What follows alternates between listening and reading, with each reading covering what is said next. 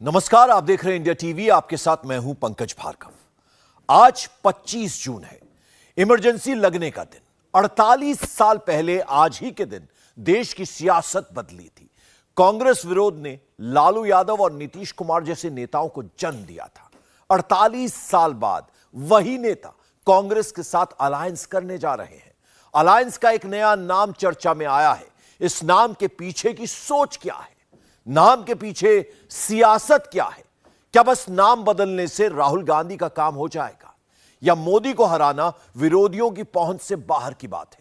मंडल और कमंडल की पॉलिटिक्स क्या हमेशा हमेशा के लिए खत्म होने वाली है, और अब राष्ट्रवादी होने का ग्रेडियंट ही 24 का सबसे बड़ा पैमाना होगा? पॉलिटिकल पल्स को नापने वाली यह रिपोर्ट देखिए।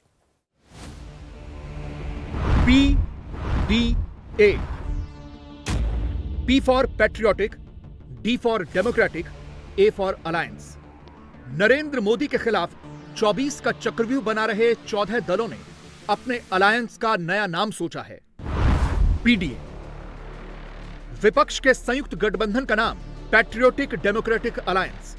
शिमला में 12 जुलाई को होने वाली मीटिंग में इस नाम पर फाइनल मुहर लगेगी। एक नाम पहले से था। सोनिया गांधी ने 20 साल पहले यूपीए बनाया था। आप भी सोचते होंगे, यूपीए से पीडीए क्यों हो गया? यूपीए का यूनाइटेड पीडीए में पैट्रियोटिक कैसे हो गया? और यूपीए का प्रोग्रेसिव पीडीए में डेमोक्रेटिक कैसे हो गया? पी और डी, पैट्रियोटिक और डेमोक्रेटिक, दोनों बहुत इंपॉर्टेंट हैं मोदी को हराने के लिए। यह नाम उद्धव ठाकरे ने सुझाया और इसे ममता बनर्जी ने एंडोर्स किया। पटना में उद्धव और ममता दोनों ने कहा कि हम विपक्ष नहीं हैं, हम पक्ष के लोग हैं, हम रियल देशभक्त लोग हैं। 24 में मोदी से भिड़ने के लिए जरूरी है कि यह मोर्चा नाम से ही राष्ट्रवादी लगे। मोदी से लड़ते समय भी अलायंस के नेता नेशनलिस्ट दिखें। नरेंद्र मोदी की दो बड़ी ताकत हैं, हिंदुत्व और राष्ट्रवाद। इन दो में भी राष्ट्रवाद हिंदुत्व से बड़ी ताकत है। विरोधी चाहते हैं कि नेशनलिस्ट वो दिखें, मोदी को नहीं दिखने दें। नेशनलिस्ट होने के भी दो फॉर्मूले होते हैं। एक होता है हिंदुत्व नेशनलिस्ट और दूसरा होता है सेकुलर नेशनलिस्ट। नाम में सेकुलर लिखने से पॉलिटिकल नुकसान होता, इसलिए पैट्रियोटिक नाम चुना गया है। प्री मोदी एरा और मोदी एरा में सबसे बड़ा फर्क यह है कि बीजेपी का कोर वोटर नेशनलिस्ट हिंदू हो गया है। बीजेपी को मुस्लिम वोट चाहिए, मगर वो सिर्फ राष्ट्रवादी मुसलमानों की बात करती है। मोदी अमेरिका जाएं, ऑस्ट्रेलिया जाएं या मिस्र में हो, वहां से राष्ट्रवादी वाला फैक्टर ही निकलता है। मोदी के खिलाफ पीडीए नाम तो आ गया है, लेकिन सबका पीडीए अलग है। ठाकरे और ममता के राज्यों में चुनाव जीतने के लिए जाति से ज्यादा धर्म वाला वोट चाहिए। वहां पीडीए में पैट्रियोटिक ऐड किया गया। ममता और ठाकरे के पास मुस्लिम वोट आ रहे हैं, उनको हिंदू वोट चाहिए। यूपी और बिहार में पीडीए बदलेगा। अखिलेश यादव ने पटना की मीटिंग से पहले ही यह नाम लीक कर दिया। अखिलेश के पीडीए का मतलब है पी फॉर पिछड़ा, डी फॉर दलित और ए फॉर अल्पसंख्यक। बात मैंने कहा जनता एक है, और आपको बताया नहीं मैंने, एनडीए को पीडीए हराएगा। और पीडीए को आप समझते हैं कि समाजवादी पार्टी और पीडीए हराएगा, लेकिन कैसे पिछड़े दलित अल्पसंख्यक मुसलमान भाई मिलकर के इस बार भारतीय जनता पार्टी का सफाया। यूपी और बिहार में मुलायम और लालू की राजनीति तभी परवान चढ़ी जब मंडल आया, जब पिछड़ा वोट एकजुट हुआ। इसलिए अखिलेश के पीडीए में पहला शब्द पिछड़ा है। अखिलेश मंडल भी चाहते हैं, साथ में कमंडल वाले कुछ वोट भी पा लेना चाहते हैं। इसलिए सपा में सॉफ्ट हिंदुत्व की बात होती है। अखिलेश मंदिर भी जाते हैं, गदा भी उठाते हैं और मूर्तियां भी लगवाते हैं। सॉफ्ट हिंदुत्व का ऐसा ही प्रयोग मध्य प्रदेश में कमलनाथ कर रहे हैं। बीजेपी का कोर कट्टर वोटर जो वीएचपी बजरंग दल के जरिए आता है, 20-22% का वो वोटर तो बीजेपी के पास आएगा ही। वो किसी भी सूरत में अखिलेश, ममता, ठाकरे या कमलनाथ की तरफ नहीं जाएगा। बीजेपी के 22% कोर वोट में मोदी का 15% टॉप अप वोट जुड़ता है, तभी लोकसभा चुनाव में बीजेपी का वोट 37% से ऊपर जाता है। मोदी के इस टॉप अप वोट में लाभार्थी भी हैं, लेकिन सबसे अहम वोट है राष्ट्रवादी वोट। मोदी के विरोधी उसी टॉप अप वोट को टारगेट कर रहे हैं, लेकिन अलग अलग राज्यों में अलग तरीका अपना रहे हैं। मंडल आंदोलन की जमीन उत्तर प्रदेश में राष्ट्रवादी फॉर्मूला नहीं चलेगा। यूपी में जाति का जोर है, इसीलिए अखिलेश जातियों का अलायंस चाहते हैं। लेकिन यूपी का सियासी इतिहास कहता है यहां पिछड़ा और दलित का अलायंस नहीं होता। पार्टियां हाथ मिला लें तो भी जातियां हाथ नहीं मिलाती। 2019 का चुनाव इसका बेस्ट एग्जाम्पल है। 19 में अखिलेश और मायावती ने हाथ मिलाया, लेकिन मोदी को नहीं हरा पाए। समाजवादी पार्टी का तो पुराना इतिहास रहा है ना कि कांग्रेस को इन्होंने 2004 में बिना मांगे ही समर्थन देने का कार्य किया था।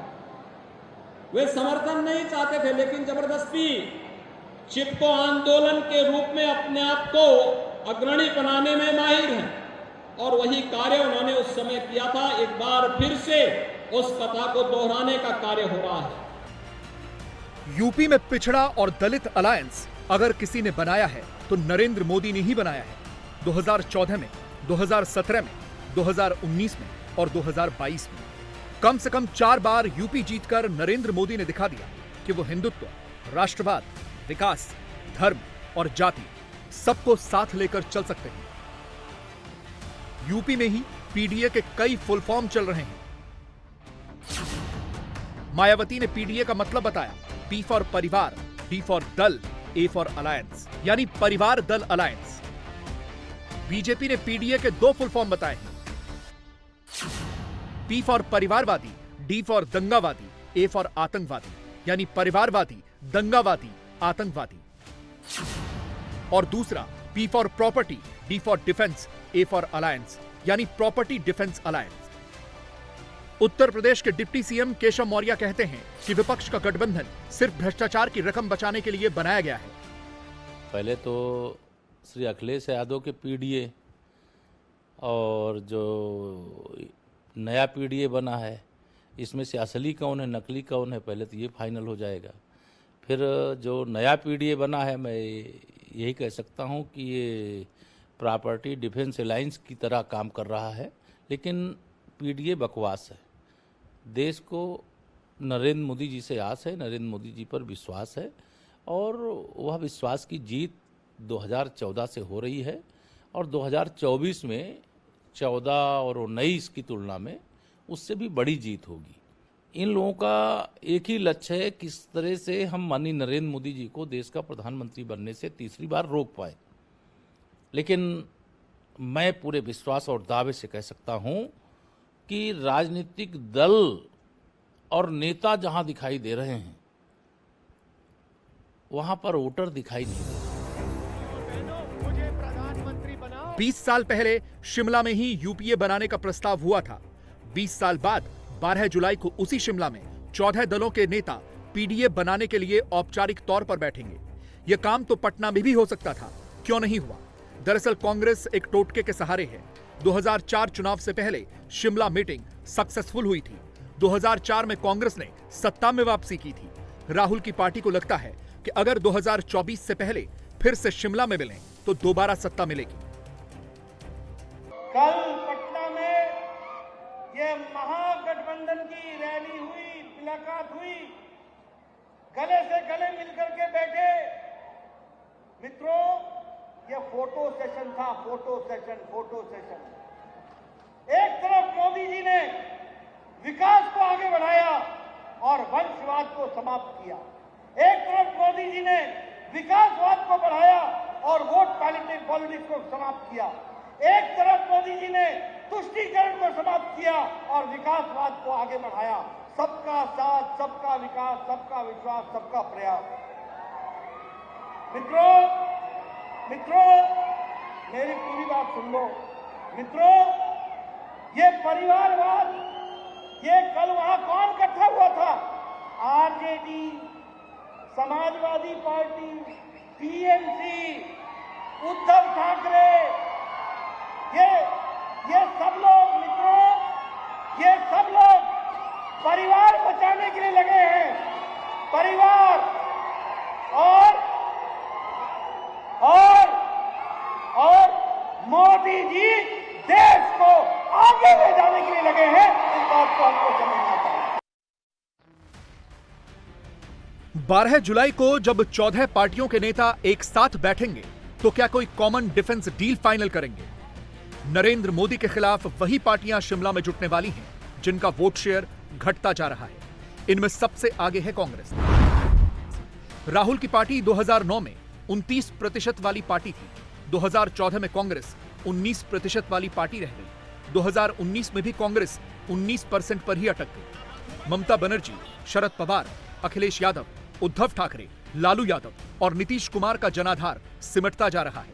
लोकसभा चुनावों में वोट शेयर घटता जा रहा है। इसका सीधा रिश्ता बीजेपी के वोट शेयर से है। 2009 में बीजेपी 19% वाली पार्टी थी। 2014 में बीजेपी 31% वाली पार्टी हो गई और 2019 में बीजेपी 37% के पार पहुंच गई। मोदी का वोट शेयर बढ़ा तो विरोधियों का घटा। क्या इसीलिए मोदी के खिलाफ सब एक हो रहे हैं? मोदी के विरोधी नेता अक्सर 37% और 60% की बात करते हैं। अलायंस में 100% वोट ट्रांसफर कभी होता नहीं, इसलिए 60% वोट तो संभव नहीं। केंद्रीय मंत्री स्मृति ईरानी ने विपक्षी नेताओं पर सबसे तीखा हमला बोला है। उनका कहना है कि तिजोरी लूटने वाले इकट्ठा हो रहे हैं। शेर को घेरने के लिए भेड़ियों का झुंड आ गया है। अंग्रेजी में कहावत है, wolves hunt in packs, मतलब wolf क्या होता है? भेड़िए जब शिकार करने निकलते हैं अकेले नहीं निकलते, सबके सब झुंड बनाकर निकलते हैं।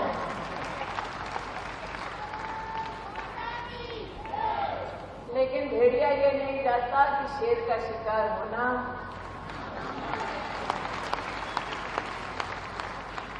और जिस शेर पर बेटियों का, माताओं का, बहनों का आशीर्वाद हो, उस शेर का भेड़िए शिकार करने के संभव है। 24 के चुनाव और विपक्ष के अलायंस में एक के फैक्टर भी है। यह है केजरीवाल और कांग्रेस फैक्टर। पटना में 15 दलों की बैठक हुई तो केजरीवाल वहां से तिलमिलाकर निकल गए। केजरीवाल के शिमला जाने का अभी कोई चांस नहीं है क्योंकि राहुल गांधी और केजरीवाल की दोस्ती लगभग नामुमकिन लग रही है। राहुल गांधी तो केजरीवाल को एक कप चाय पिलाने की भी नहीं सोच रहे। कांग्रेस केजरीवाल को बता रही है कि कुछ मांग रहे हो तो झुककर मांगो, चिट्ठी मत लिखो, अपने बयानों में पोलाइटनेस लाओ और अपने समर्थक नेताओं की जुबान पर काबू रखो। लेकिन तलखी घटने की जगह और बढ़ गई है। केजरीवाल के मिनिस्टर कहते हैं कि मोहब्बत की दुकान चिल्लाने से कुछ नहीं होगा। राहुल को अपना ईगो किनारे रखकर चलना होगा। मैं तो अक्सर देखता हूँ राहुल गांधी मोहब्बत, प्यार, ये बातें अपनी भाषण में कहते हैं कि भारतीय जनता पार्टी नफरत फैलाती है, कांग्रेस और राहुल गांधी प्यार और मोहब्बत फैलाते हैं। मोहब्बत की दुकान चला रहे हैं नफरत के बाज़ार में। तो उस मोहब्बत की दुकान में वो मोहब्बत किस किस के लिए है ये तो दुकानदार नहीं तय करेगा। तो जो ग्राहक आएगा वो मोहब्बत खरीद सकता है। तो जो कहा है उसको करके भी दिखाना पड़ेगा। और अभी तो आप सत्ता में नहीं हैं, लोग आपका आकलन कर रहे हैं कि अभी आपके पास सत्ता नहीं है, क्या आप अपने अहम में हैं?